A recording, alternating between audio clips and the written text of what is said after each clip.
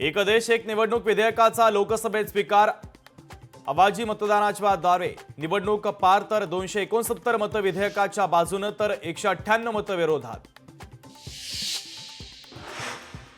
मंत्रिमंडळामध्ये फिरता चषक. मुख्यमंत्री आणि उपमुख्यमंत्र्यांची देखील 2.5 वर्षांनी बदलणार का? 2.5 वर्षांच्या मंत्रिपदावरून उद्धव ठाकरेंचा खोचक सवाल. ज्यांच्यावर आधी आरोप केले आता त्यांच्याच मंत्री म्हणून परिचय करून देण्याची नामुष्की. उद्धव ठाकरेंचा फडणवीसांवर जोरदार निशाणा.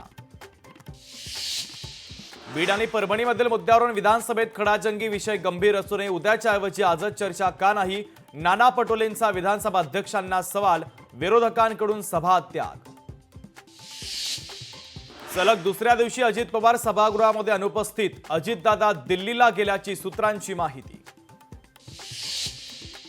आज मंत्र्यांचं खातेवाटप जाहीर होण्याची शक्यता. राज्य सरकार आज राज्यपालांकडे खातेवाटपाच्या संदर्भात पत्र देणार. तेव्हा आता कोणत्या मंत्र्याला कोणतं खातं याकडे सर्वांचं लक्ष.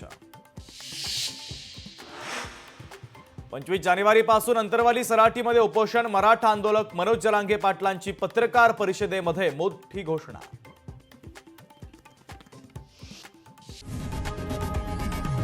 लोकशाही मराठी ऐका, पहा, जागरूक रहा.